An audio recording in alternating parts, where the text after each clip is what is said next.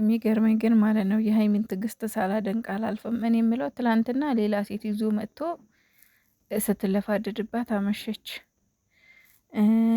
ዛሬ ደግሞ እዩ ተብዬዋ መታ የልብ ልብ የሰጠሽው አንቺ ነሽ። ገለመሌ ገለመሌ ምን አባታችሁ ታደርጋችሁ? አረ ልጅቷን ተዋት፣ የፈጣሪ ያለ እንዴት ትረፍበት ተዋት። ምንድነው እየመጣችሁ እኝኝ የምትሉባት? እኔ እኮ በጣም ግራ ገባኝ እግዚአብሔርን። ወይኔ ትዕግስትሽ ግን ሀይሚ፣ ወይኔ ወይኔ ትዕግስትሽ። የምር እኔ ሳላደንቅሽ ማለፍ አልፈልግም በእውነት እንደው ምን ጊዜም እንዳስደመምሽ ነው። ትዕግስቷ እንዴት እንዴት አድርጋ እንደምትመልሳቸው፣ እንዴት ብላ እንደምታናገራቸው፣ እንዴት በጸባይ ምን ያህል እንደምትለን የምለው። ሴቶቹ ግን ምነካችሁ እንዴ? በቃ እዛው ሄዱና ስትፈልጉ ተቃረጡት።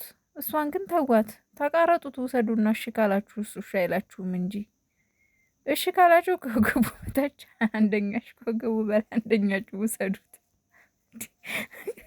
ኧረ ጉድ ፈላ። ወይኔ አሁንስ አሳዘነችኝ፣ በእውነት አሳዘነችኝ። ሀይሚ ታውቃላችሁ እንዲ አይደብራችሁም? እንዲ ስሜቱ ሳልኩት እግዚአብሔር። ለማንኛውም ሀይሚሻዬ አንቺ ፈታ በይ፣ አንቺ ብቻ ደህና ሁኚልን፣ አንቺ ብቻ ፈታ በይ። ሌሎቻችሁ ግን ማለት ነው እዛው ተጠራቅማችሁ ገደል ግቡ። ልጅቷን ግን ለቀቅ አርጓት፣ ተዋት በቃ እንዴ። ፈጣሪ ትዕግስቱን ስጠኝ። እርጉዟ በአንድ ወገን፣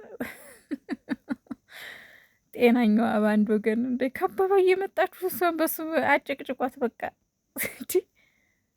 የምር በመድኃኔዓለም። ጭራሽ ደግሞ ዛሬ መታ እሱን ነው የምፈልገው፣ እሱን እፈልገዋለሁ። የልብ ልብ የሰጠሽው ምንም ቢሆን የልጅ አባት ነው። ኧረ እባክሽ አየሽ፣ እዩ ማለት ነው ብሩኬ እንደማይወድሽ ተረጂ፣ እግዚአብሔርን ተረጂ። አየሽ እኔ መጀመሪያም ተናግሬያለሁ። ብሩኬ ከሀይሚ ቢለያይ እንኳን ከሀይሚ ቢጣላ እንኳን ከአንቺ ጋር መሆን አይችልም ብዬ ገና ድሮ ተናግሬያለሁ። የምር